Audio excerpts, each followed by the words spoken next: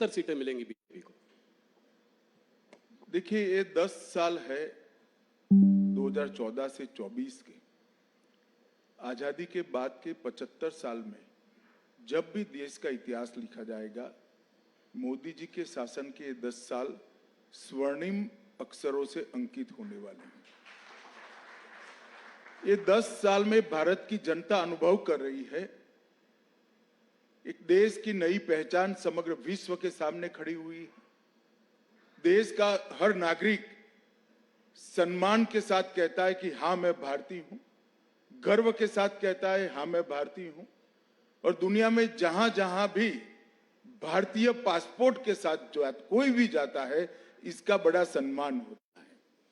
ये 10 साल में विकास की प्रक्रिया से पूर्णतया कटे हुए 60 करोड़ गरीब, जिनको 70 साल की आजादी के बाद भी बैंक अकाउंट नसीब नहीं हुआ था, घर में टॉयलेट नहीं था, घर में गैस नहीं था, घर में बिजली नहीं मिली थी, नल से पानी नहीं मिला था, खाने के लिए बड़ी मशक्कत करनी पड़ती थी, स्वास्थ्य की सुविधाएं नहीं थी। ये 10 साल के अंदर ही, सिर्फ 10 साल के अंदर हर एक को बैंक अकाउंट, हर एक घर में नल से जल, हर एक घर में शौचालय, हर एक घर में गैस, और 60 करोड़ लोगों को 5 लाख तक की स्वास्थ्य की सारी सुविधाएं पूरी की है। और हर गरीब को प्रति व्यक्ति प्रति माह 5 किलो अनाज आज फ्री ऑफ कॉस्ट मिल रहा है। एक प्रकार से ये 60 करोड़ लोगों को भारत के अर्थतंत्र के साथ जोड़ने का काम नरेंद्र मोदी जी ने किया।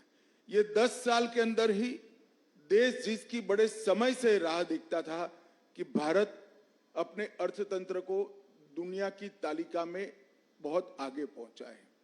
अटल जी 11वें नंबर पर छोड़कर गए थे। अर्थशास्त्री मनमोहन सिंह जी ने 10 साल में 11वें का 11वां मेंटेन किया, और मोदी जी ने 10 साल में 11वें नंबर से 5वें नंबर पर पहुंचा है। और मैं आज आपके कार्यक्रम के माध्यम से देश की जनता को कहने आया हूं, ये मोदी गारंटी है, तीसरे कार्यकाल का आशीर्वाद दे दीजिए। हम तीसरे नंबर की आर्थिक ताकत दुनिया की बन कर रहे हैं। ये 10 साल में भारत मैन्युफैक्चरिंग का हब बना है। ये 10 साल में डिजिटल क्रांति सब्जी वाली से लेकर बड़े बड़े कॉरपोरेट तक ट्रांसलेट कर गई है। ये 10 साल के अंदर भारत के स्टार्टअप दुनिया भर में धूम मचा रहे हैं। ये 10 साल के अंदर ही एक सर्वग्राही, सर्वस्पर्शीय और सर्वसमावेशी शिक्षा नीति का आगाज हुआ है, जो अपनी भाषाओं पर तो गौरव करता है, दुनिया भर की आधुनिक से आधुनिक चीजों को समाहित करते हुए विश्व के मंच पर भारत के युवा को खड़ा रहने की ताकत देता है। ये 10 साल के अंदर भारत सुरक्षित हुआ है। आए दिन बम धमाके कर जाने वाले पड़ोसियों को मैसेज दिया है, सर्जिकल स्ट्राइक और एयर स्ट्राइक कर कर घर में घुसकर आतंकवाद का सफाया करने का दम भारत में है। ये 10 साल के अंदर सालों पुराने मसले जैसे धारा 370 हटाना, 35 से हटाना, राम मंदिर का निर्माण करना, बाबा विश्वनाथ का कॉरिडोर बनाना, ट्रिपल तलाक समाप्त करना, सीएए लाना, ढेर सारे यूसीसी लाना, ढेर सारे मसले जिसको छूने की कोई हिम्मत नहीं करता था, मोदी जी ने हिम्मत के साथ उसको निरस्त किया है और सुचारू रूप से शांतिपूर्ण तरीके से जमीन पर उतारने का काम किया है। 10 साल भारत की आंतरिक सुरक्षा के लिए भी स्वर्णिम अक्षर से लिखे जाएंगे। हम 3 हॉटस्पॉट से ग्रसित थे, कश्मीर, नॉर्थ ईस्ट और वामपंथी उग्रवाद। मोदी जी के समय में ये 10 साल में कश्मीर, वामपंथी उग्रवाद के क्षेत्र और नॉर्थ ईस्ट, ये तीनों जगह पे लगभग 75% हिंसा कम हुई है और वहां विकास का शुरुआत हुआ है। और ये 10 साल में सबसे बड़ी उपलब्धि है, पहले देश के विकास के लिए सिर्फ सरकारें लगा करती थी, नरेंद्र मोदी जी ने महान भारत का संकल्प 130 करोड़ लोगों के स्वप्न बनाकर रखा है। और मोदी जी के नेतृत्व में 130 करोड़ लोग जब देश आजादी की शताब्दी मनाएगा 15 अगस्त 2047 को, तब महान भारत की रचना के लिए कटिबद्ध है और उनके नेतृत्व में आगे बढ़ा है। आप जो कहते हो कि लक्ष्य क्या है, लक्ष्य 400 पार का है। कमल के निशान पर हम 370 से ज्यादा सीटें जीतेंगे और ये लक्ष्य सिद्ध इसलिए होगा कि भारत की जनता की आशा, आकांक्षा और सपनों को पहली बार कोई प्रधानमंत्री फ्रंट पर से लीड कर कर, गरीब के साथ खड़ा रहकर, युवा के कंधे पर हाथ रखकर, गरीब बहन का भाई बनकर आज इनके स्वप्नों को पूरा कर रहा है। मुझे भी पूरा विश्वास है कि मोदी जी के नेतृत्व में भारतीय जनता पार्टी 370 पार करेगी, एनडीए 400 पार करेगी और फिर एक बार मोदी सरकार बनेगी। धन्यवाद। आपने मेरे एक ही सवाल में 3-4 जवाब दे दिए, तो ये माहौल, अब मैं आपसे एक एक करके सवाल पूछता हूँ। सबसे पहले जो मुद्दा इस चुनाव के पहले जो गर्म हो गया है वो है इलेक्टोरल बॉन्ड्स का मुद्दा। तो इलेक्टोरल बॉन्ड्स के बारे में मैं ये पहले आपसे जानना चाहता हूँ कि आपकी क्या प्रतिक्रिया है। आपको क्या लगता है कि इससे ब्लैक मनी वापस आएगा? जो कॉन्फिडेंशियल नाम थे लोगों के, जिस वजह से लोगों ने इलेक्टोरल बॉन्ड्स खरीदे, वो आज जो है सब सामने आ गए हैं। तो क्या ये उचित है और आप इसके बारे में आगे क्या सोचते हैं? देखिए, भारत की सुप्रीम कोर्ट जो भी फैसला सुनाती है, देश के सभी नागरिक इससे बंधे हुए हैं। हम एक संवैधानिक व्यवस्था में रहे। मैं सुप्रीम कोर्ट के फैसले का सम्मान करता हूं, मगर मेरा व्यक्तिगत मत जरूर देना चाहता हूं कि बॉन्ड से काला धन समाप्त होने के कगार पर था और इस फैसले से चुनावी व्यवस्था में फिर से काले धन का दबदबा बढ़ेगा। इसीलिए राहुल जी के नेतृत्व में पूरा इंडिया अलायंस बॉन्ड के खिलाफ था और वो चाहते थे कि पहले की तरह जो कट मनी आता था वो कट मनी फिर से एक बार राजनीति पर हावी हो। पहले क्या होता था, चंदा कैश में आता था और चंदा कैश में आता था तो क्या होता था, कोई व्यक्ति मानो 1500 रुपया चंदा जमा कराता था, 100 रुपया वो पार्टी में जमा कराते थे, 1400 रुपया अपने घर ले जाते थे और स्विस बैंक के अंदर या कहीं और जहां टैक्स डिस्क्लोज नहीं होता है, चंदे डिस्क्लोज नहीं होते हैं, धन डिस्क्लोज नहीं होता है, ऐसे देश में ले जाते थे। बॉन्ड आने से ये पूरा पैसा चेक के माध्यम से पार्टी के अकाउंट में जमा होता था। ये पूरी जो जमात है राहुल जी के नेतृत्व में, वो पुरानी चीजों की आदी है। उनको यही चाहिए कि पार्टी को चंदा मिले न मिले, चुनाव के लिए खर्च हो न हो, अपनी पीढ़ियां बहुत अच्छे तरीके से जी पाएं। और इस चीज को मोदी जी ने बॉन्ड लाकर इस पर कुठाराघात किया था। मैं आपको बताना चाहता हूं, मेरी पार्टी की बात बताता हूं। 2014 में मेरी पार्टी में जो चंदा आता था, इसमें से 81% चंदा कैश से आता था, जिसमें किसी का नाम नहीं होता था। 20-20 हजार रुपया कर जमा करते थे। 18 में ये 81% से 17% हुआ। 18 में एंड पे भी ये 17% पर रहा और 2023 पर कम होकर 3% पर आ गया था। हमारी पार्टी ने इसको ट्रांसपेरेंट वे से आगे किया था। जहां तक गोपनीयता का सवाल है, इसमें इतना ही है कि बहुत बड़ा देश है, हमने फेडरल स्ट्रक्चर को अपनाया है, ढेर सारे राजनीतिक दलों की सरकार होती है। अगर कोई एक राजनीतिक दल को पैसा देता है तो दूसरा राजनीतिक दल उस पर विंडिक्टिव अप्रोच से अपने स्टेट के अंदर बदला लेता है। इसलिए एक व्यवस्था रखी थी जिससे किसने किसको चंदा दिया वो गोपनीय रहे। मगर इसमें गोपनीय नहीं रहता था किस कंपनी ने कितना चंदा दिया और किस पार्टी को कितना मिला। अब जो व्यवस्था होगी, इसमें किसने कितना दिया वो भी गोपनीय हो जाएगा, क्योंकि सारा कैश में देना है, और किस पार्टी को कितना मिला वो भी गोपनीय हो जाएगा, क्योंकि कैश से लेना है। और कैश से लेना तो छोड़ो, घर पे ले जाने की व्यवस्था भी इसमें से हो गई। और हम पर एक आरोप लगता है राहुल जी कि हमें बहुत सारा चंदा मिला है, एक मिथ्या है। सर 6,900 करोड़ 6,200 करोड़ हमें मिला है। इसके सामने 6,200 करोड़ राहुल बाबा के नेतृत्व में चलने वाले इंडिया अलायंस को मिला है, जबकि हमारी 303 सीटें हैं। उनकी लोकसभा में कितनी सीटें हैं? हमारी 17 सरकारें हैं। हमारी हर राज्य में पार्टी चल रही है।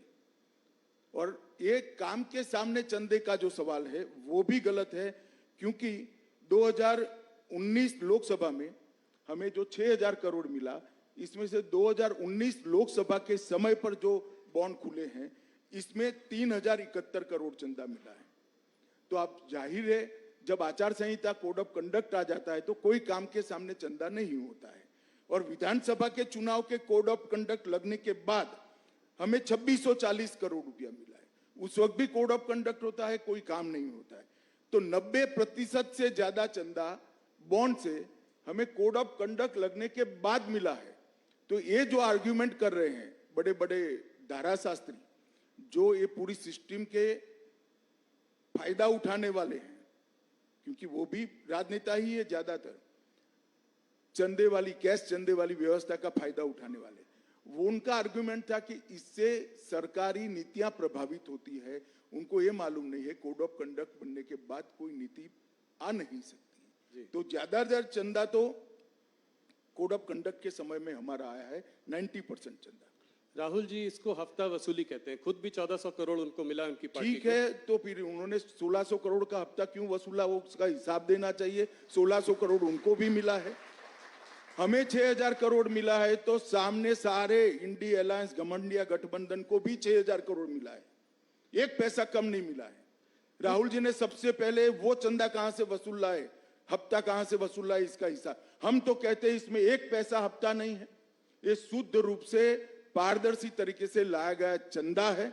मगर वो खुद स्वीकार कर रहे हैं बॉन्ड की व्यवस्था हफ्ता वसूली है, तो उन्होंने 6,000 करोड़ का हिसाब देना चाहिए कि तृणमूल कांग्रेस कहां से लाई, वो कहां से लाए हैं, एनसीपी कहां से लाई है। अमित जी, कुछ पार्टीज ने अपनी जो है लिस्ट ऑफ डोनर्स को घोषित किया है, क्या आप कोई भारतीय जनता पार्टी भी ऐसा करेगी? भाई क्या घोषित करे हो, कल सारा घोषित हो जाने वाला है। मैं आपको बताने वाला हूं, बताने जा रहा हूं, घोषित कल होगा। ये मुंह नहीं दिखा पाएंगे, इंडी अलायंस मुंह नहीं दिखा पाएगा। जब पता चलेगा कि कहां से जब पता चलेगा चंदा कहां से आए। ये समझे बगैर कुछ लॉयरों के दिए हुए चिट पढ़ पढ़कर भाषण करते हैं राहुल गांधी। उनको मालूम नहीं है कि उन्होंने अपने पैर पर कुल्हाड़ी मारी। एक चीज जो और इलेक्टोरल बॉन्ड्स के बारे में बोला जा रहा है, वो ये कहा जा रहा है कि काफी सारा करीब 14 कंपनियों का पैसा जो है करीब 4,000 करोड़, वो इलेक्टोरल बॉन्ड्स उन्होंने तब खरीदे हैं जब उनके वहां कोई किसी प्रकार की इंटेलिजेंस एजेंसी की रेड हुई है, जैसे कि ईडी या सीबीआई। मैंने आपको बताया कि वो हो सकता है वो 6,000 करोड़ में हुआ हो जो घमंडिया गठबंधन को मिला है। हमारा जहां तक सवाल है, चुनाव के 40 दिन में हुआ है, ऐसा कैसे हो सकता है? तो आप ये कह रहे हैं कि जिनमें रेड हुई है वो जरूरी नहीं कि उन्होंने बीजेपी को पैसा दिया। हाँ, अभी आएगा ना, मैं कह रहा हूं। अच्छा, कल आप कह रहे हैं जब आएगा कल तो सारा दूध का दूध और पानी का पानी। पानी का पानी हो जाएगा। चलिए उसका इंतजार करेंगे, वापस आपसे फिर उससे सवाल करेंगे। एक इससे लगा हुआ सवाल है तो पूछकर इस मुद्दे से आगे बढ़ते हैं कि ऑपोजिशन का कहना है कि ईडी की रेड हो, इनकम टैक्स की रेड हो, सीबीआई की रेड हो, वो हर बार ऑपोजिशन लीडर्स पर ही क्यों पड़ती है? भारतीय जनता पार्टी के लीडर क्या सब साफ सुथरे? ये एकदम सफेद झूठ है। मैं देश की जनता के सामने कहना चाहता हूं, मोदी जी के प्रधानमंत्री बनने के बाद काले धन पर कठोर कार्यवाही हुई है। ईडी काले धन पर कार्यवाही कर रही है और ईडी ने जितनी भी संपत्तियां कुर्क की है उसमें से 5% ही राजनीतिक दलों से जुड़े हुए लोगों की है, 95% काले धन वाले की। ये भी काला ही धन है, मगर वो ऐसा चाहते हैं व्यवस्था जिसमें राजनेता पर कोई कार्यवाही ही न हो। मैं आपको स्पष्टता से बताना चाहता हूं कि 95% कार्यवाही ऐसे लोगों पर हुई है जो राजनीति से जुड़े हुए ही नहीं। और ये बिल्कुल सरासर आरोप। ममता जी के मंत्री के घर से 51 करोड़ रुपया मिलता है, कांग्रेस के सांसद के घर से 355 करोड़ मिलता है। 10 मशीन एसबीआई की गिनते गिनते थक जाती है, गर्म हो जाती है, और ये कहते हैं कार्यवाही ना हो। भैया कार्यवाही का सवाल मत उठाओ, तेरे सांसद के घर से 350 करोड़ कहां से आया वो सबसे बड़ा सवाल है। ममता के मिनिस्टर के घर से 55 करोड़ कहां से आया वो बड़ा सवाल है। क्या समझते हो, जनता कुछ देखती नहीं है? तो क्या नोटों की गड्डियां भरने के लिए मेटाडोर लाने पड़ते, एक मेटाडोर छोटा पड़ गया, दूसरा मेटाडोर रात को 4 बजे लाना पड़ा। ये कहां जाने वाला था पैसा? राहुल बाबा बता सकते हैं देश की जनता को? ये 355 करोड़ जो कांग्रेस के सांसद के घर से पकड़े किसके, इसका जवाब देना चाहिए उनको। और बाद में ईडी कार्यवाही नहीं करे। ऐसा नहीं होगा। जो करप्शन करेगा उस पर कठोर कार्यवाही होगी और जेल की सलाखों के पीछे भी जाएंगे। और जहां तक सवाल है बीजेपी के नेताओं का सवाल है, इस देश में कोर्ट है। जब हम अपोजिशन में थे ढेर सारे पीआई लगाए थे आपके खिलाफ, आपकी सरकार के खिलाफ 12 लाख करोड़ के घपले घोटाले भ्रष्टाचार किए थे। 42 पीआईएल हुए थे। 42 पीआईएल में से 35 में ऑर्डर हुए थे और आपकी ही सरकार ने आपके खिलाफ एफआईआर रजिस्टर करनी पड़ी। अगर हिम्मत है तो जाए कोर्ट में। और मैं कहता हूं ये 12 लाख करोड़ के घपले घोटाले भ्रष्टाचार करने वाला इंडिया अलायंस एक कांग्रेस पार्टी लोगों की आंख में धूल झोंकने के लिए, भ्रमित करने के लिए कह रही है। वास्तविकता है 23 साल से नरेंद्र मोदी जी मुख्यमंत्री और प्रधानमंत्री रहे हैं, उन पर 25 पैसे का आरोप देश में आज तक कोई नहीं लगा। तो ये वास्तविकता। तो अमित जी, क्या आप देश की जनता को आश्वस्त करेंगे कि अगर इस तरह के कोई नेता जिन पर कार्यवाही चल रही है वो पलटकर बीजेपी भी ज्वाइन करते हैं? भाई आश्वस्त करने की जरूर नहीं भैया। राहुल, तुम भी पत्रकार हो, तुम चले जाओ कोर्ट में कि फला नेता का ये काला भ्रष्टाचार है, आप इस पर कार्यवाही। कोर्ट सबको ऑर्डर देती है, तुम ही चले जाओ ना, छोड़ो इंडिया अलायंस। मैं सिर्फ सवाल पूछने तक ही सीमित रखता हूं अपने रोल को। अगला सवाल अमित जी, जैसे जैसे चुनाव पास आता जा रहा है पॉलिटिकल डिस्कोर्स गिरता जा रहा है। हमने पहले भी देखा है, पहले भी चुनाव हुए हैं, शुरू में तो लोग बात बड़ी बड़ी करते हैं, ऑपोजिशन भी बड़े मुद्दों पर अटैक करता है, पर जैसे जैसे पास आता जाता है स्तर गिरता जाता है। अब लोग कह रहे हैं कि मोदी को गोली मार देंगे, टुकड़े टुकड़े कर देंगे। इस तरह का जो डिस्कोर्स और वरिष्ठ नेताओं से आ रहा है, इसको आप कैसे देखते हैं? देखिए, किसी भी पार्टी के कार्यकर्ता ने जो सार्वजनिक जीवन में जीते हैं, इस प्रकार की भाषा का प्रयोग नहीं करना चाहिए। मगर मैं आपसे पूर्णतः सहमत इसलिए नहीं हूं। ढेर सारी बातें होती हैं, अच्छी बातें होती है, जायज विरोध भी किया जाता है, विकास की बातें होती है, एजेंडे की बातें होती है, भारत के विकास की भी बातें होती है। मगर आप लोगों का ध्यान वो कंट्रोवर्शियल 1-1.5 मिनट पर ही टिका हुआ होता है, क्योंकि आपकी टीआरपी इससे जुड़ी हुई है। मेरे इंटरव्यू में से भारत का अच्छा क्या हुआ वो नहीं निकालोगे। आप सीए निकालोगे, 370 निकालोगे, ईडी निकालोगे, ये आपका काम है। खैर, मुझे इसमें कोई तकलीफ नहीं है, मगर मुझे जनता को भी बताना चाहिए। बात को पूरी सुनिए। सब अच्छी बातें भी होती है, ऑपोजिशन भी अच्छे विरोध के मुद्दे लेकर हमारा विरोध करता है।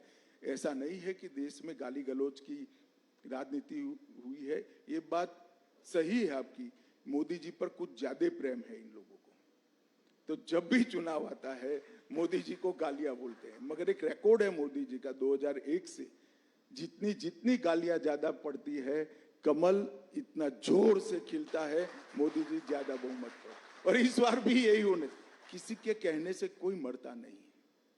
मोदी जी के साथ इस देश की करोड़ों माताओं का आशीर्वाद है, जिसको गैस मिला है, घर मिला है, सुरक्षा मिली है, खाना मिला है, दवाइयां मिली है। कोई 1-2 लोगों की बद्दुआ से कोई फर्क नहीं पड़ सकता। जिस व्यक्ति को देश के करोड़ों लोगों की दुआ हासिल हो, इसको कोई कुछ नहीं बिगाड़ सकता। थोड़ा बड़े मुद्दे की ओर जाते हैं। ऑपोजिशन राहुल गांधी जी ने कास्ट सेंसस की बात करी है। कास्ट सेंसस के बारे में आपका क्या मत है, और जितनी आबादी उतना हक, उस बारे में आप क्या बोलना चाहेंगे? देखिए, कमोबेश अभी भी जितनी आबादी उसका उतना हिस्सेदारी। आप देश की संसद का अभी का मानचित्र उठाकर देख लीजिए, यही हुआ है। परंतु राहुल गांधी को कम से कम ये बात करने का अधिकार नहीं है, क्योंकि काका साहेब कालेलकर कमीशन, जिसने सबसे पहले बीसी को रिजर्वेशन की बात करी थी, वो कमीशन कम से कम 30 साल तक कांग्रेस ने ठंडे बस्ते में रखा और कभी उसको ओपन नहीं किया गया, अमल नहीं किया गया। उसके बाद में मंडल कमीशन आया, इसको भी कांग्रेस थी तब तक उन्होंने ठंडे बस्ते में रखा। और जब मंडल कमीशन को लागू किया गया, राहुल गांधी के पिताजी, शायद उनको मालूम नहीं इनके पिताजी क्या बोले हैं, परंतु देश की संसद में 1 घंटा और 45 मिनट तक ओबीसी को रिजर्वेशन की खिलाफत पानी पी कर 6 बार पानी पिए वो बीच में पानी पी कर राजीव गांधी और कांग्रेस पार्टी ने कहा था ओबीसी को पहली बार संवैधानिक अधिकार देने का काम नरेंद्र मोदी जी ने किया है। और ये ओबीसी के सेक्रेटरीज गिनाते हैं जी, सेक्रेटरी गिनाते हैं। टॉप 70-80 में कुछ 2-3 हैं, 2-3 उनको मालूम नहीं है, भारत सरकार में जो टॉप पर आता है करीब करीब 55 से 60 साल के बीच में होता है जी इसकी भर्ती कब हुई होगी राहुल जी? जी जी आपके दादी और परनाना के समय में भर्ती हुई है, ये अब यहाँ पहुंचे, उनको मालूम नहीं है। और इनको टॉप सेक्रेटरीज दिखाई पड़ते हैं जो उन्होंने भर्ती करे थे। मोदी जी की कैबिनेट में 27 ओबीसी मंत्री हुए और देश का प्रधानमंत्री भी ओबीसी है, उनको ये नहीं दिखाई पड़ता। एक्चुअल में इनकी प्रॉब्लम है कि वो स्टडी ही नहीं करते हैं, जो उनको पकड़ा देते हैं अंग्रेजी में लिखा हुआ वो सीधा पढ़ जाते हैं दुनिया के सामने, इसलिए वो फंसते हैं। अभी बात कर रहे थे कि एक शक्ति है जिसके खिलाफ वो लड़ रहे हैं और उसको मोदी जी ने उस पर हमला किया और कहा कि ये नारी शक्ति का अपमान है, इसको आप कैसे देखते हैं? देखिए, उनको ना हमारी परंपराओं का जानकारी है, ना हमारी परंपराओं का सम्मान है। शक्ति का कंसेप्ट हमारे देश के अंदर सालों से 10,000 साल से मातृशक्ति को सबसे बड़ी शक्ति माना गया है। माँ के आशीर्वाद से कोई बड़ा आशीर्वाद हो नहीं सकता, बहन के प्यार से, स्नेह से बड़ा कोई प्यार हो नहीं सकता। उनको मालूम नहीं है क्या बोल रहे हैं। मोदी जी के साथ इस देश की मातृशक्ति चट्टान की तरह खड़ी है और राहुल जी के कहने से कोई फर्क नहीं पड़ता। और मैं तो अभी 2-3 दिन में जितना भी फील्ड में बात हुआ है, सभी जगह से देश भर की महिलाओं ने ठाना है कि शक्ति का परिचय इस बार राहुल गांधी को जरूर कराना है चुनाव में। ये मैंने सब जगह से पाया है। और मैं देश की मातृशक्ति का भी आह्वान करना चाहता हूं कि नरेंद्र मोदी जी ने आजादी के बाद देश की महिलाओं के कब से आकांक्षा थी कि नीति विषयक निर्णय करने में और देश के कानून बनाने में देश की माताओं बहनों की हिस्सेदारी हो, और वो मांग कोई पूरी नहीं कर पाया। नरेंद्र मोदी जी ने 33% आरक्षण संसद में और विधानसभा में माताओं बहनों को देकर शक्ति का सम्मान किया है। और इस संसद के बाद 20वीं संसद जब आएगी तब आप देखना 33% माताएं बहनें अंदर बैठी होगी, पूरी दुनिया देखेगी भारत की मातृशक्ति की शक्ति क्या है और उसका सम्मान कैसे हो सकता है। राहुल गांधी ये सारी चीजें नहीं समझ पाए। अमित जी, एक मुद्दा जो आपके भी काफी करीब है, सीएए का मुद्दा। आज कोर्ट ने भी स्टे देने से इनकार कर दिया सीएए के लिए, तो इसको आप कैसे देखते हैं? ये आपने जो है पारित बहुत पहले किया था, इसको जो है अभी आपने नोटिफाई इतने दिनों बाद क्यों किया, इतना गैप के बाद? क्या चुनाव आपके उसमें था? ऐसा नहीं था राहुल जी। सीएए पारित होने के बाद देश में एक बड़ी गलतफहमी फैलाई गई और इतने में कोविड आ गया। हम डेमोक्रेटिक कंट्री में है, जब किसी सच्ची चीज के लिए गलतफहमी फैलाई जाती है तो जो पार्टी इन पावर होती है इसका दायित्व होता है कि सच्चाई लोगों तक पहुंचाए। एक भ्रमित किया गया, ऑपोजिशन ने अपनी वोट बैंक जीवित करने के लिए, वोट बैंक बनाने के लिए भ्रांति फैलाई गई कि सीएए से इस देश की माइनॉरिटीज का, विशेष कर मुस्लिम भाइयों बहनों का मताधिकार, नागरिकत्व छीन लिया जाएगा, जबकि है उल्टा। सीएए से किसी का नागरिकता नहीं जाने वाला है। सीएए नागरिकता देने का कानून है। सिख, बौद्ध, जैन, क्रिश्चियन, हिंदू, जो सारे भाई 3 देशों से प्रताड़ित होकर आए हैं, वो सालों से यहां बैठे हैं, उनके पास नागरिकता नहीं है, उनके नाम से संपत्ति नहीं खरीद सकते, सरकारी नौकरी नहीं ले सकते। किस प्रकार से इनका जीवन व्यतीत होगा? एक करोड़ों लोगों की परेशानी को कांग्रेस के पास इसका जवाब नहीं था। वो अपनी वोट बैंक की पॉलिटिक्स में ही मशगूल थे और पूरी भ्रांति फैलाई कि सीएए से देश से मुसलमानों की नागरिकता चली जाएगी। मैं फिर से एक बार, अनेक बार कर चुका हूं, फिर से एक बार स्पष्टता करना चाहता हूं, इस देश के मुसलमानों को डरने की जरूरत नहीं है। सीएए नागरिकता लेने का कानून ही नहीं है, नागरिकता देने का कानून है। और जहां तक सीएए का सवाल है, एक कांग्रेस के आजादी के वक्त महात्मा गांधी, जवाहरलाल नेहरू, मौलाना आजाद, सरदार पटेल, राजेंद्र बाबू, सबका वादा था कि जो पाकिस्तान, बांग्लादेश और अफगानिस्तान से आएंगे वो सारे शरणार्थियों को हम नागरिकता देंगे। वो वादा कांग्रेस पार्टी ने पूरा नहीं किया, वो वादा हम पूरा कर रहे हैं। वो एक प्रकार से नेहरू लियाकत पैक्ट का इंप्लीमेंटेशन है। मगर राहुल जी का ये सारे ऐतिहासिक डॉक्यूमेंट से लेना देना ही नहीं है। वो चीट पढ़कर बोलने वाले नेता है। चीट में इतनी सारी बातें आती नहीं है।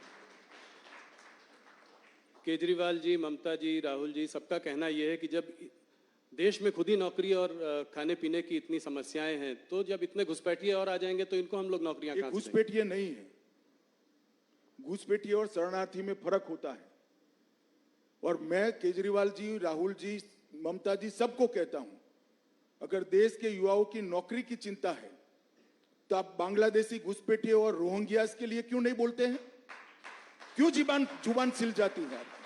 इसलिए सुल जाती है कि आप अपनी वोट बैंक को हट कर रहे हो। शरणार्थी जो होता है वो प्रताड़ित होकर यहां आता है। अभी मैं आपको बताता हूं, अफगानिस्तान में निजाम बदला, सारे लोग इनसिक्योरिटी फील कर रहे थे। सैकड़ों हजारों सिख भाई पवित्र गुरु ग्रंथ साहब को लेकर यहां है। क्या करें उनका? वो घुसपैठिए है क्या? हर सिख भाई बहन का इस देश पर इतना ही अधिकार है जितना मेरा और आपका।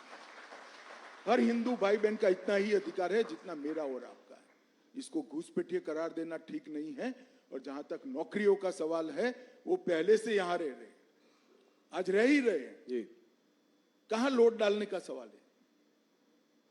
और केजरीवाल कहते हैं क्या खाएंगे?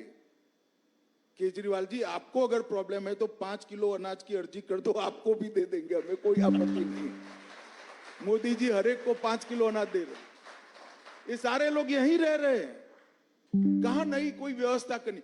इनको अधिकृत नागरिक बनाना है, उनको सम्मान देना है, उनको अपना मानना है, इसको इस भूमि का हिस्सा बनाना है जो उनका अधिकार है। और इस तरह से देश को बांटने की बातें नहीं करनी चाहिए। यूएस स्टेट डिपार्टमेंट और यूएस एम्बेसडर ने भी सीए पे टिप्पणी की है, क्या कुछ कहना चाहेंगे उसके बारे में? मैं मानता हूं कि उनको पूरी तथ्य की जानकारी नहीं होगी। भारत सरकार का विदेश विभाग क्लैरिफिकेशन दे चुका है, इस पर मैं ज्यादा टिप्पणी नहीं करता।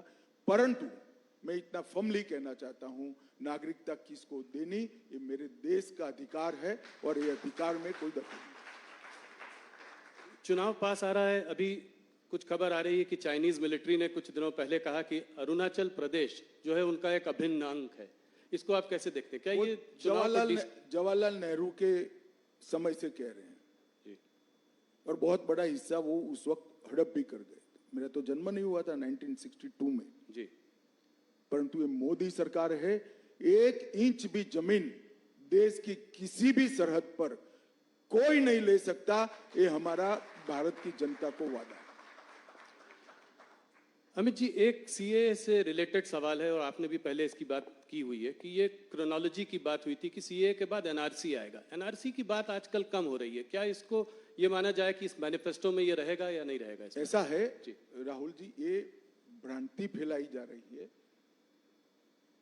एनआरसी कांग्रेस के वक्त आया हुआ कंसेप्ट है। एनआरपी चिदंबरम साहब जब गृह मंत्री थे तब। गवर्नमेंट कंटिन्यूअस प्रोसेस होती है, हमने इसको आगे बढ़ाया। मगर सीएए का जो कानून है इसके अंदर कहीं एनआरसी का प्रोविजन नहीं है, कहीं एनआरसी के जिन्स भी नहीं है। कृपया देश की माइनॉरिटी को डराना बंद करिए। स्पष्टता से बताइए कि सीएए से किसी की नागरिकता नहीं जा सकती और ये वास्तविकता है। नहीं, पर एनआरसी क्या बीजेपी के मैनिफेस्टो में होगा? अगले टर्म में इसको देखेंगे। अब मैं तो मैनिफेस्टो कमेटी में अभी ड्राफ्ट कोई आया नहीं है, जब पार्लियामेंट्री बोर्ड के सामने आएगा तब देखेंगे।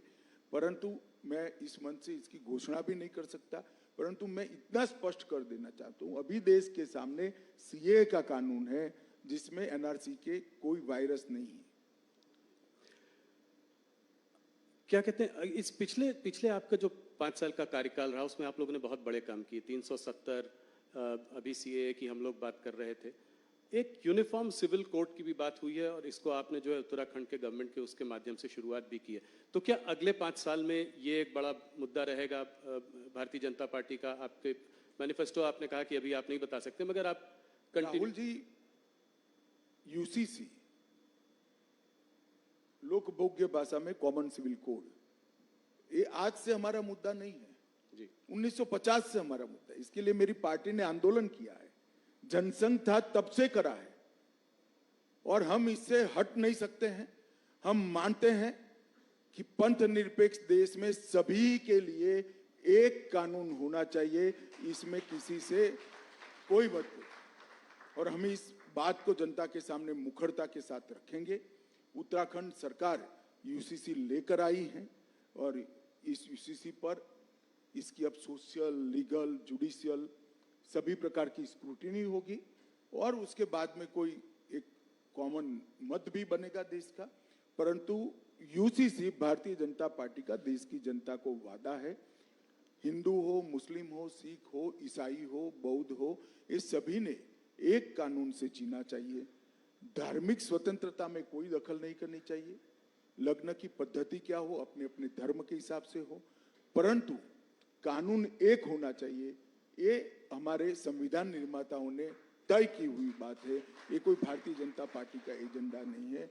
हमने यूसीसी को हमारे गाइडिंग प्रिंसिपल्स में एक्सेप्ट किया था, जिसको अंबेडकर जी, सरदार पटेल, जवाहरलाल जी, राजेंद्र बाबू सबने स्वीकारा था। ये सारे कांग्रेस के नेता थे जी, और सबने स्वीकारा था कि उचित समय पर देश के विधानमंडल और देश की संसद इस देश के अंदर यूनिफॉर्म सिविल कोड लेकर आएगी। एक आदर्श हमारे सामने रखा था, जो पूरी करने की दिशा में भारतीय जनता पार्टी की उत्तराखंड सरकार ने, हमारे मुख्यमंत्री धामी जी ने इसको आगे बढ़ाया। डीएमके ने आज जो है अपने मैनिफेस्टो में कहा है कि अगर वो सरकार, उनकी सरकार आती है इंडिया अलायंस की, तो इन सबको रिपील करेगी, सीएए को रिपील करेगी। किसने कहा है? डीएमके। डीएमके कहाँ पावर में आनी है भाई? जी, डीएमके का सवाल ही नहीं है। वो तो इसीलिए ऐसा ऑपोजिशन पार्टीज का कहना है कि क्या मुसलमानों को शरिया और हदीस के हिसाब से रहने का हक नहीं है? देखिए, ये भी एक प्रकार की भ्रांति है। शरिया और हदीस के हिसाब से 1937 से नहीं रह रहा है इस देश का मुसलमान। 1937 अंग्रेजों ने जब मुस्लिम पर्सनल लॉ बनाया तो उसमें क्रिमिनल एलिमेंट क्यों निकाल दिया भाई? फिर तो चोरी करने वाले के हाथ काट दो, बलात्कार करने वालों को रोड पर पत्थर मारकर मार दो। कोई मुसलमान सेविंग्स अकाउंट नहीं खोल सकता, सूद नहीं ले सकता, लोन नहीं ले सकता। शरिया और हदीस से अगर जीना है तो पूरा जीना चाहिए। सिर्फ 4 शादी करने के लिए शरिया और हदीस क्यों आता है? ऐसा नहीं होना चाहिए। ये इस देश का मुसलमान शरिया और हदीस की सारी चीजों से अंग्रेजों के समय से कटा हुआ है और देश ढेर सारे इस्लामिक कंट्रीज भी ये छोड़ चुके हैं। ये कांग्रेस की एपीसमेंट की पॉलिसी है, वोट बैंक की पॉलिसी है। इस देश के माइनॉरिटी इससे बाहर आए और ये सालों से नहीं है, आज से नहीं है, ऐसा नहीं है, सालों से नहीं है। आज भी सिविल सूट होता है तो देश के संविधान के हिसाब से मुस्लिम भाइयों का सिविल सूट होता है जी। शरिया और हदीस के हिसाब से नहीं होता। काजी के पास कोई नहीं जाता है। तो क्या वो सब राहुल जी लागू करना चाहते हैं? चोरी करने वाले के हाथ काट दो, बलात्कार करने वालों को पत्थर मारकर मार दो, देश का जो द्रोह करेगा उसको फांसी पर, चौराहे पर लटकाओ, ये सारा लाना है क्या? अमित जी, थोड़ी सी बात करते हैं साउथ इंडिया की, जहां पे कि मोदी जी का बहुत बड़ा फोकस रहा है। पिछले 2-3 महीनों से वहां बहुत बार गए हैं। आप लोगों को भी उम्मीद है कि इस बार साउथ इंडिया में भारतीय जनता पार्टी की परफॉर्मेंस बहुत अच्छी होगी। सबसे पहला सवाल तो ये है कि कांग्रेस के वरिष्ठ नेता, ये उनमें से मतलब वाकई एक बड़े वरिष्ठ नेता ने कहा कि साउथ इंडिया जो है दक्षिण भारत को एक अलग देश होना चाहिए। पहले तो मैं जानना चाहता हूं कि आप इसके बारे में क्या कहना चाहेंगे? देखिए, इसका जवाब तो सच अर्थ में राहुल जी को देना चाहिए। आज तक कांग्रेस ने उस नेता के बयान से कन्नी नहीं काटी। देश की जनता तो मान रही है, कांग्रेस का पॉलिसी है कि इस देश का 2 टुकड़ा होना चाहिए, साउथ इंडिया और नॉर्थ इंडिया जी। मगर राहुल बाबा, आप चिंता मत करो। अब भारतीय जनता पार्टी इतनी ताकतवर है, कांग्रेस दूसरी बार इस देश का विभाजन नहीं कर पाएगी। कभी ये देश के टुकड़े हम नहीं, ये नहीं हो सकता। क्या कर रहे हैं आप? चुनाव जीतने के लिए 2 देश बनाने की बात कर रहे हैं। और क्या होगा इस पार्टी को? इतनी पुरानी पार्टी, आजादी का आंदोलन करने वाली पार्टी, वो इस बयान से कन्नी नहीं काटती है, इनको नोटिस नहीं देती है और फिर से टिकट दे दिया। क्या कहना चाहते हैं आप? उसका जवाब तो कांग्रेस पार्टी ने देना पड़ेगा चुनावों में। आपसे एक सीधा सवाल पूछना चाहता हूं कि 130 लगभग जो सीटें हैं साउथ में, आपको कितनी उम्मीद है इस बार आएंगी? पिछली बार तो आपको कर्नाटका और तेलंगाना के बीच में 29 सीटें मिली थी। देखिए, तुम इधर उधर ईस्ट वेस्ट साउथ सेंटर मत गिनो भाई, 370 गिन लेना। नहीं, 370 में नॉर्थ में तो बहुत सारे प्रदेशों में आपकी करीब करीब पूरी पूरी सीटें हैं। तो मैं कह रहा हूं कि एडिशनल 70 सीटें कहां से आएंगी? ऐसा है भाई, जब मैं 300 कहता था तब भी तुमने, राहुल जी, मुझे ये सवाल 2019 में पूछा था कि तुम लाओगे कहां से। मैंने कहा काउंटिंग के दिन दोपहर को बता दूंगा, और हमारी 300 पार हो गई। इस बार भी मैं कहता हूं काउंटिंग को 12 बजे मुस्कुराते हुए चेहरे पर कहना, मोदी का वादा पूरा हुआ, लक्ष्य पूरा हुआ, भाजपा 370 पार।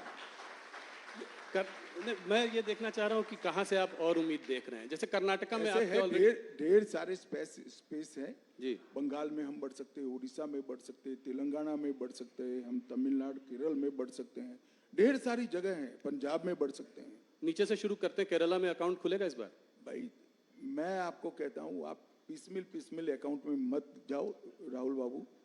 आप 370 गिन लेना, मैं उस दिन आपके शो पर आऊंगा और बताऊंगा कि हमने कहा था देश की जनता के आशीर्वाद से, और इसमें भाजपा का कोई पराक्रम नहीं है। इस देश की जनता का स्नेह नरेंद्र मोदी जी पर है, हमारे नेतृत्व पर है, हमारी पार्टी पर है। वो ही वोट में कन्वर्ट होगा, वो ही सीट में कन्वर्ट होगा, और 370 पार हो जाएगा। तो आप ओडिशा के बारे में तो कुछ बताइए कि साथ में है या नहीं साथ में, अलग अलग लड़ रहे हैं कि साथ में लड़ेंगे? पांडियन जी यहाँ आए थे, उन्होंने कहा कि सब प्रधानमंत्री के हाथ में है। अभी तय नहीं हुआ है, राष्ट्रीय अध्यक्ष जी हमारे तय करेंगे, परंतु इतना निश्चित है कि हम उड़ीसा में हमारी स्ट्रेंथ बहुत बड़ी करने जा रहे हैं। उड़ीसा की जनता का मोदी जी के प्रति जो प्यार है, वो हमारे कार्यकर्ता बिल्कुल उष्मा के साथ और विनम्रता के साथ उसका स्वीकार भी करते हैं, इसको फील भी करते हैं। सीटें बढ़ेंगी पिछली बार से लोकसभा चुनाव में, और विधानसभा में क्या होगा? निश्चित रूप से विधानसभा लोकसभा दोनों में बड़ी बढ़ोतरी होगी, और चुनावी पंडितों की गिनती से कई गुना ज्यादा सीटें भारतीय जनता पार्टी की। ओडिशा में सरकार बनाने की हालत में हैं आप लोग? कुछ भी हो सकता है, पहले तय हो जाए कि हम साथ में जा रहे हैं या अकेले जा रहे हैं। साथ में जाएंगे तो बीजू बाबू नेता है, तो स्वाभाविक रूप से हम साथी के रूप में लड़ेंगे। अकेले जाएंगे तो हम सरकार बनाने के लिए ही लड़ेंगे। पांडियन जी ने एक अच्छी अजीब सी बात कही। उन्होंने कहा कि देखिए, सेंटर में बीजेपी को बीजेडी की जरूरत नहीं है और स्टेट में बीजेडी को बीजेपी की जरूरत नहीं है। क्या इस बात से आप सहमत हैं?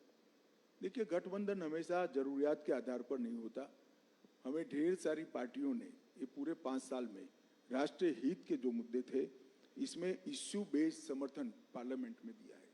चाहे 370 हो, पहले चाहे जीएसटी करना था, चाहे बॉन्ड हो, बॉन्ड भी कांग्रेस ने विरोध नहीं किया था जी, उस वक्त नहीं किया था जी।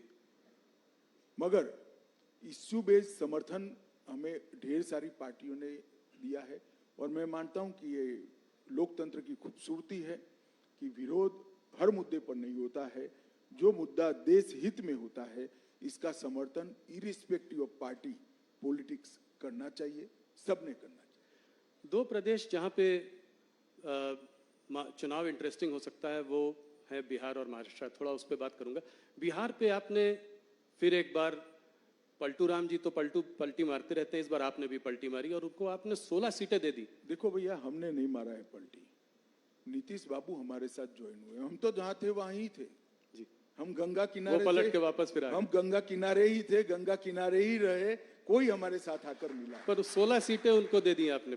नहीं। वो तो बिहार यूनिट का नेगोशिएशन का जो नतीजा है वो आपके सामने है। हम पहली बार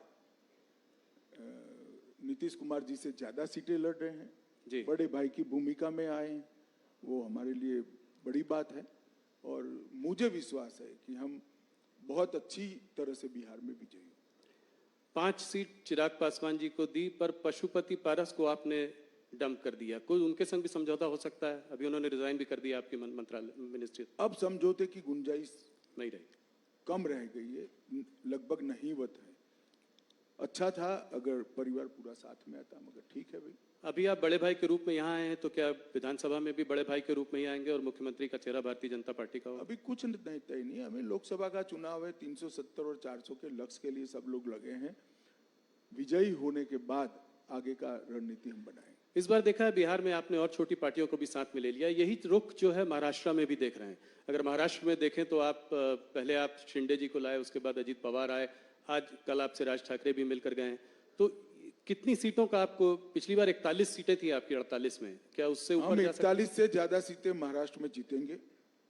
और ये जो घमंडिया गठबंधन प्रचार कर रहा है, पार्टियां तोड़ी, पार्टियां हमने नहीं तोड़ी है। शिवसेना तोड़ने का काम उद्धव ठाकरे के पुत्र प्रेम ने किया है। अगर वो एकनाथ शिंदे को उनका उचित सम्मान देते तो शिवसेना न तोड़ती। और एनसीपी तोड़ने का काम शरद पवार जी की पुत्री प्रेम ने किया है। अगर वो अजीत पवार को उनका उचित सम्मान देते तो आज वो उनके साथ ही होते, हमारे साथ थोड़ी ना आते। वो तो सरकार में थे सब। मगर जब आप पुत्र पुत्री के मोह में अंध हो जाते हो तब पार्टियां टूटती है। इसका आरोप हम पर नहीं लगाना चाहिए। कितनी सीटों पर लड़ेंगे आप? 30 के आसपास आप, क्या क्या डिवीजन हुआ है? अभी तय नहीं हुआ है, मगर स्वाभाविक रूप से महाराष्ट्र में हम सबसे बड़ी पार्टी होगी। और उसके बाद शिंदे, और उसके शिंदे सेना, और उसके बाद अजीत पवार। हाँ, कमोबेश यही होगा। कह रहे हैं लोग कि 30 के लगभग नंबर ऑफ सीट अभी तय नहीं हुई। पंजाब में क्या है? अकाली दल से कभी हाँ कभी ना बातचीत, कोई कहीं कोई एग्रीमेंट कुछ हुआ है? कैप्टन अमरिंदर सिंह और देखिए, ये आप जिस तरह से सवाल पूछे, कभी हाँ कभी ना है ही नहीं। अभी नेगोशिएशन चल रहा है। तो नेगोशिएशन में तो एक ऑफर होती है, हम काउंटर ऑफर देते हैं, वो काउंटर ऑफर देते हैं, हम ऑफर देते हैं। ये चलता है, इसको हाना में नहीं देखना चाहिए। तो उम्मीद है कि मुझे लगता है 2-3 दिन में स्थिति स्पष्ट हो जाएगी।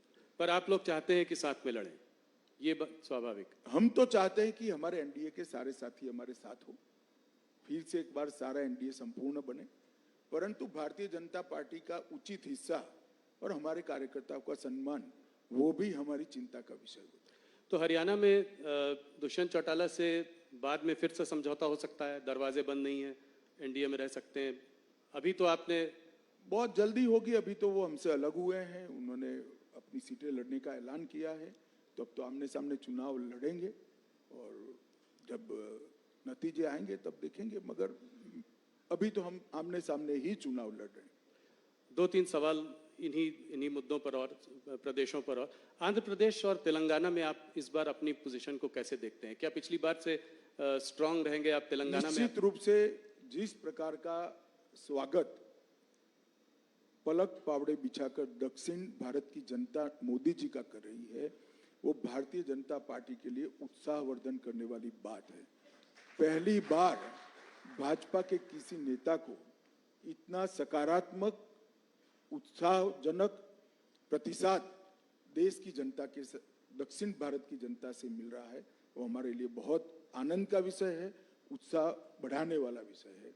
मैं निश्चित रूप से मानता हूं कि दक्षिण के सभी 5 राज्यों में हमारी पोजीशन और कंसोलिडेट होगी, हम मजबूत होंगे और बढ़कर आएंगे। न केवल हम, हमारे साथी दल भी बढ़ेंगे। वेस्ट बंगाल की बात मैं थोड़ा सा करना चाहता हूं। वहां संदेश काली के बाद आपकी स्थिति, पिछली बार 18 सीटें आई थी और लोग मान नहीं रहे थे कि आपने मुझसे इंटरव्यू में कहा था कि बहुत अच्छी स्थिति है। हम लोग सोच रहे थे कि 18 सीट नहीं, पर आप 18 सीट लेके आए। इस बार आपको क्या लगता है, इससे बढ़ेगी और इसका क्या कारण है? मैं बॉटम का आंकड़ा भी कह देता हूं जी, क्योंकि चुनाव काफी बाकी है, वहां 7 चरण में चुनाव होना है। बॉटम का आंकड़ा हमारा 25 है। 25 से ज्यादा सीट हम निश्चित रूप से बंगाल में जीतेंगे। इस बार बंगाल में भारतीय जनता पार्टी सबसे बड़ी पार्टी बनकर उभरी। 25 सीटें, बड़ा वो है। 25 से ज्यादा। 25 से ज्यादा। तो ये कैसे होगा? ये आपका जो साउथ ईस्ट बंगाल में जो है आप काफी वीक हैं। पिछली बार आपको शायद सिर्फ 2 ही सीट मिली थी वहां 18 सीटों पे। वो एरिया जो है वो आपके लिए बहुत अहम है, कोलकाता, हुगली, 24 परगना, हावड़ा। तो वहां पे कैसे करेंगे ये? वहां पे आपका संगठन भी उतना शायद स्ट्रांग नहीं है। देखिए, 2017 से भारतीय जनता पार्टी ने लगातार पश्चिम बंगाल में संगठन का भी विस्तार किया है और चुनावी सफलता के आंकड़ों में भी विस्तार किया है। 2017 से लगातार हम बढ़ते ही जा रहे हैं। विगत विधानसभा चुनाव की मैं बात करूं, हम 2 लोग थे, 77 हो गए। बहुत बड़ी जंप है। Congress 0, communist party 0। आज prime opposition Bharatiya Janata party वहां बनी हुई है। हमारी 2 लोकसभा की सीटें थी, 14 में, 19 में 18 हुई, और इस बार हम 25 से काफी आगे निकलेंगे, ये मेरा विश्वास है। बंगाल की जनता एक करोड़ों रुपया जो पकड़ा गया है, इसमें ईडी पर सवाल नहीं उठाती है, ममता जी पर सवाल उठाती है कि रुपया कहां से आता है, रुपया किसका है। ये रुपया बंगाल की गरीब जनता का रुपया है भैया। वहां पर मोदी जी की योजनाएं नीचे नहीं पहुंच रही है। डर है उनको कि इस योजना से मोदी जी लोकप्रिय हो जाएंगे। क्या दोष है बंगाल के गरीब लोगों का? क्यों 5 लाख तक का उनको स्वास्थ्य की सुविधाएं नहीं मिल रही? क्यों अनाज उनका काला बाजारी में बेचा जा रहा है? क्यों नल से जल की योजना वहां ठीक से इंप्लीमेंट नहीं हो रही? क्यों अब तक सीए से इनको महरूम रखा गया? केवल और केवल वोट बैंक की पॉलिटिक्स के कारण और भ्रष्टाचार के कारण। भ्रष्टाचार उनका उजागर हो चुका है। बंगाल की जनता के सामने ममता जी एक्सपोज हो चुकी है। एक महिला मुख्यमंत्री के शासन में जिस तरह से संदेश खाली में सालों तक बहनों माताओं पर अत्याचार होते रहे और उनके पार्टी के नेताओं के द्वारा होते रहे, सुप्रीम कोर्ट और हाई कोर्ट को दखल करने पड़ते, तब जाकर अरेस्ट करते हैं। शर्म आनी चाहिए। ईडी पर भी हमला हुआ था। ईडी पर हमला तो छोड़ो भाई, अलग बात है। मैं जिन्होंने वोट दिए वो बंगाली माताओं बहनों की बात कर रहा हूं। उन पर आपके पार्टी के नेता अत्याचार करे, आप उनको अरेस्ट नहीं कर रहे हो और हाईकोर्ट ने ऑर्डर करने पड़ते हैं। जी। बंगाल की जनता ये सब जानती है। मेरा तो बंगाल की माताओं बहनों से करबद्ध निवेदन है कि इस बार शक्ति का परिचय राहुल के साथ साथ ममता जी को भी करा दो। इस बार मोदी जी कश्मीर काफी दिनों बाद गए। आर्टिकल 370 अपील होने के बाद उनकी बहुत बड़ी सभा हुई वहां पे। क्या आप लोगों को उम्मीद है कि वहां चुनाव में आप लोग अच्छा करेंगे? कश्मीर वैली में कोई अकाउंट खुलेगा? देखिए, कश्मीर वैली में भारतीय जनता पार्टी के अकाउंट खुलना न खुलना ये बड़ी बात नहीं है, परंतु 3 परिवारवादी पार्टियों ने, Congress party, NC national conference और पीडीपी, ये 3 परिवारवादी पार्टियों ने वहां पर लोकतंत्र को पनपने नहीं दिया। आजादी से अब तक वहां पंचायत चुनाव नहीं हुए। पहली बार हमने 30,000 पंच सरपंच को चुनाव करा, तहसील पंचायत बनी, जिला पंचायत बनी। पहले वो 3 पार्टी जिसका चिट फाड़ते थे वही नेता होते थे। मैं घाटी के मुसलमान भाइयों बहनों को कहने आया हूं कि आप कृपया अगर चाहते हैं कि जमहूरियत पाताल से नीचे तक चली जाए, लोकतंत्र पाताल से नीचे चली जाए, इसके मूल पाताल से नीचे जाना है, तो ये 3 परिवारवादी पार्टियों को साफ कर दो। जिसको वोट देना है ना इसको दो, परंतु कश्मीर में तभी जाकर लोकतंत्र आ रहा है। ये 370 का हवा बनाए थे भारतीय जनता पार्टी की सरकार ने, मोदी जी ने 370 को समाप्त कर दिया। आज हर कश्मीरी को 5 लाख से ज्यादा स्वास्थ्य को मिलता है, पानी मिल गया, चावल मिल रहा है, सारी स्वास्थ्य की सुविधाएं मिल गई है, बड़े बड़े इंस्टीट्यूशन आए हैं। 2 करोड़ से ज्यादा यात्री अब आज कश्मीर में जा रहे हैं। कश्मीर में 30 साल के बाद थिएटर खुले हैं। कश्मीर में 30 साल के बाद ताजिया का जुलूस निकल रहा है, मुहर्रम का जुलूस निकल रहा है। ये लोकतंत्र की बहाली के कारण हुआ है। जी, एक बार कश्मीर की जनता ने हिम्मत करना चाहिए। जिन लोगों ने 75 साल तक कश्मीर की जनता को लोकतंत्र से महरूम रखा, संवैधानिक अधिकारों से महरूम रखा और अपने केंद्र सरकार की स्कीमों से महरूम रखा, उनको दंड दीजिए, लोकतंत्र को मजबूत कर दिए। भारतीय जनता पार्टी को वोट दीजिए, जिसको देना है इसको दीजिए, परंतु घाटी में एक बार ये 3 परिवारवादी पार्टियों को सबक सिखाना चाहिए। कश्मीर में चुनाव कब होंगे? ये मैंने आपसे सवाल बहुत बार पहले भी पूछा है। इस बार बोला गया कि पैरामिलिट्री फोर्सेस की कुछ कमी है क्योंकि नेशनल इलेक्शंस हो रहे हैं तो नहीं हो पाए, तो इसका मतलब जल्दी होने चाहिए। सुप्रीम कोर्ट ने ऑर्डर ही किया है सितंबर तक कराने का। जी, तो उसके तो आउटर लिमिट है, सितंबर के पहले हो जाएंगे। एक सवाल जो कि बार बार होता है, आप लोगों का नारा था कि मंदिर वहीं बनाएंगे, वो आप लोगों ने बनवाया, प्राण प्रतिष्ठा हुई। एक और नारा है जो है अभी तो ये झांकी है, काशी मथुरा बाकी है, तो क्या ये अगले उसमें 5 साल में देखने को मिलेगा? देखिए, ये सारे मसले कोर्ट में लंबित है, इस पर मेरा अभी कुछ भी कहना उचित नहीं है, परंतु मैं एक बात जरूर कहना चाहता हूं। राम मंदिर में हमारा पालमपुर कार्यकारिणी का भारतीय जनता पार्टी का वादा था कि हम संवैधानिक रूप से प्रभु श्री राम का भव्य मंदिर अयोध्या में बनाएंगे। 500 साल से करोड़ों राम भक्त जिसकी राह देख रहे थे, वो काम मोदी जी ने 5 साल में भी कर दिया। सुप्रीम कोर्ट का फैसला भी आ गया, भूमि पूजन भी किया और 22 जनवरी को प्राण प्रतिष्ठा कर कर प्रभु श्री राम को अपने भव्य मंदिर में विराजित करने का काम भी नरेंद्र मोदी ने कर दिया। और मैं मानता हूं कि ये जो दृश्य है वो क्षण है, 10,000 साल का क्षण है। मेरी बात याद रखना, 10,000 साल तक न केवल भारत, दुनिया इस क्षण को भुला नहीं पाएगी। और ये बहुत बड़ा लोकतंत्र का उदाहरण है, क्योंकि भारत में हिंदू मेजोरिटी में होने के बावजूद भी 75 साल तक हमने राह देखी कि हमें कोर्ट ऑर्डर करे, उसके बाद ही हम मंदिर बनाएंगे। और पूर्ण तरह संवैधानिक रूप से कोर्ट के ऑर्डर से मंदिर बनाया। दुनिया में ऐसे उदाहरण बहुत कम मिलते हैं जो भारत ने दिया है, और उसका मोदी जी के समय में होना, भाजपा के समय में होना, हम सबका सौभाग्य हम मानते हैं। जी, बस कुछ सवाल, 2-3 सवाल और आपको मैं उत्तर प्रदेश के बारे में सवाल पूछे बिना नहीं जाने दे सकता। क्या इस बार उत्तर प्रदेश में आपकी परफॉर्मेंस 2014 से भी ज्यादा अच्छी होगी? निश्चित रूप से 73 सीटें थी। निश्चित रूप से हम उत्तर प्रदेश में हमारा अब तक का सबसे अच्छा परफॉर्मेंस करेंगे, 2014 से भी ज्यादा सीटें।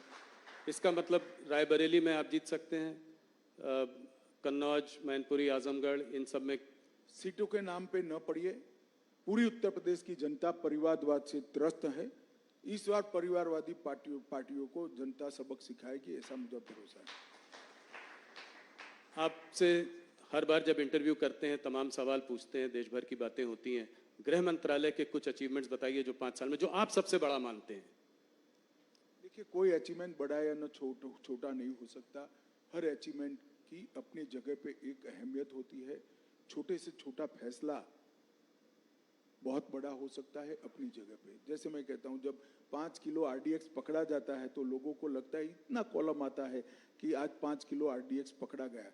अगर वो न पकड़ा जाए तो 2000 लोग बम धमाके में मारे जाते हैं। तो ये तो नजरिए का सवाल है। मगर मैं निश्चित रूप से कहना चाहता हूं, कश्मीर के अंदर शांति, नॉर्थ ईस्ट के अंदर 10 से ज्यादा समझौते कर 9000 से ज्यादा उग्रवादियों को सरेंडर कराना, वामपंथी उग्रवाद लगभग समाप्त कर देना, नारकोटिक्स पर कठोरता से लगाम खींचना, और ढेर सारी चीजों में देश की आंतरिक सुरक्षा को हमने सुरक्षित करने का काम किया है। डिजास्टर मैनेजमेंट जो मोदी जी का एक देश भर में मोदी जी का ही इनिशिएटिव है, उसको भी मोदी जी के नेतृत्व में, इनके सीधे गाइडेंस के तले गृह मंत्रालय ने आगे बढ़ाया है। ढेर सारे काम हुए हैं। परंतु मैं देश की जनता को एक ही बात कहना चाहता हूं, चाहे समाज कल्याण विभाग हो, चाहे रक्षा मंत्रालय हो, चाहे गृह मंत्रालय हो, चाहे वित्त मंत्रालय, हर मंत्रालय में आजादी के 75 साल में अगर सबसे अच्छा परफॉर्मेंस हुआ है तो ये 10 साल में हुआ है। और 10 साल में देश की सूरत और सीरत दोनों बदली। देश को दुनिया में सम्मान मिलने लगा है। आज भारत क्या बोलता है वो मैटर करता है। भारत का पासपोर्ट लेकर कोई जाता है तो सम्मान के साथ उसको देखा जाता है। और भारत के भविष्य पर न केवल भारतीय, पूरी दुनिया को विश्वास है कि आने वाले 25 साल भारत के 25 साल है। मोदी जी जब देश की जनता का आशीर्वाद लेने आए हैं, तब हमारे पास 10 साल का ट्रैक रिकॉर्ड भी है और 25 साल का एजेंडा भी है। विपक्ष के पास ना ट्रैक रिकॉर्ड है, ना एजेंडा है, ना नेता है, ना नीति है। भारतीय जनता पार्टी एक कॉन्क्रीट एजेंडे के साथ महान भारत की रचना की कल्पना लेकर आप सबके सामने आ रही है। आप समर्थन करिए, मोदी जी को आशीर्वाद दीजिए, भारतीय जनता पार्टी को आशीर्वाद दीजिए। और आशीर्वाद दीजिए तो थोड़ा बहुत मत दीजिएगा, 400 पार करा दीजिएगा। इतनी ही मेरी आप सबसे विनती है। धन्यवाद। अमित जी, आप दिन रात काम करते हैं। हम लोग बात कर रहे थे, आजकल दिन में सुबह रात 3-4 बजे सुबह तक मीटिंग्स चलती रहती हैं। आज हमारे साथ आपकी धर्मपत्नी सोनल जी भी यहाँ हैं। तो घर के लिए समय कैसे निकालते हैं? हम लोग वर्क लाइफ बैलेंस की बात करते हैं, ये वर्क वाइफ बैलेंस कैसे होता है? देखिए, वो कोई सार्वजनिक बात नहीं है, मगर मैं आपको बताता हूं कि मैं परिवार के लिए समय नहीं निकाल सकता, परिवार मेरे लिए समय चुनकर निकाल लेता है, तो हमारा बैलेंस बना रहता है और इसमें परिवार का बड़ा रोल रहता है। अमित जी, बहुत बहुत धन्यवाद, आप हमारे साथ जुड़े, आपने बहुत सवालों के जवाब दिए, 1 घंटे हमसे बात करी, आपका बहुत बहुत धन्यवाद।